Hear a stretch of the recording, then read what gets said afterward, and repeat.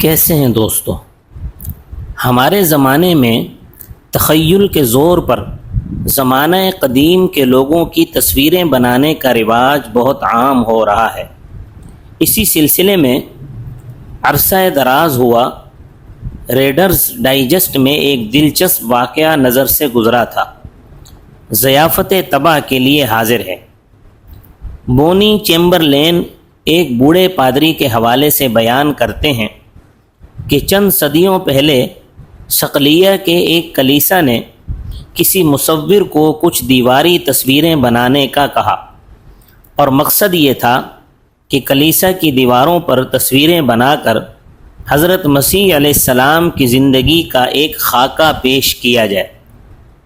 مصور نے ان تصویروں کو بنانے میں نہایت جاں فشانی سے کام لیا، یہاں تک کہ تقریباً تمام تصویریں مکمل ہو گئیں۔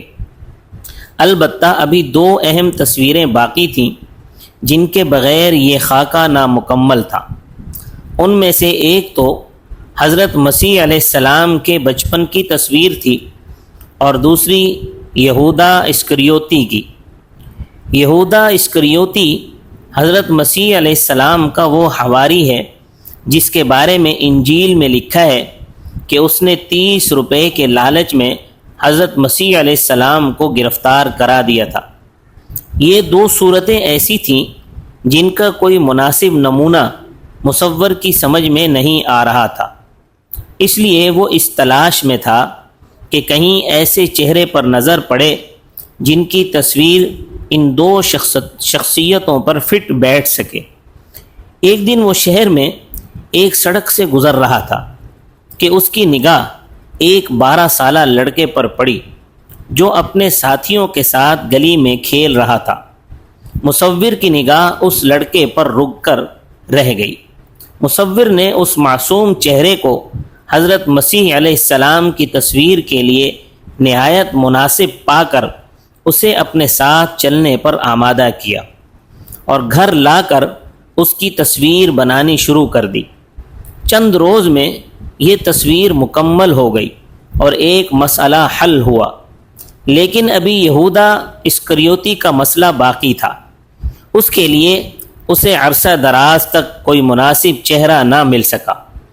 بہت سے لوگوں نے جو اپنے آپ کو نہایت خبیث النفس سمجھتے تھے، یہودا اسکریوتی کی تصویر بنانے کے لیے اپنے چہروں کی پیشکش کی، لیکن ان میں سے کوئی مصور کے دل کو نہ لگا۔ وہ یہودا اسکریوتی کی تصویر کے لیے ایسا چہرہ بنانا چاہتا تھا جسے دیکھتے ہی انسان پکار اٹھے کہ یہ شخص حرص و ہوس کا پتلا اور گمراہیوں کا مخزن ہے۔ اسی تلاش میں کئی سال بیت گئے۔ ایک روز سحپہر کے وقت وہ ایک شراب خانے میں بیٹھا تھا کہ اچانک اسے ڈیوڑی کے سامنے ایک نحیف و نزار شخص دکھائی دیا جس کے چہرے پر وحشت اور تباہی بری طرح ٹپک رہی تھی۔ وہ لڑکھڑاتا ہوا شراب خانے کی چوکھٹ میں داخل ہوا اور ایک بھکاری کی طرح اس نے آواز لگائی، شراب شراب۔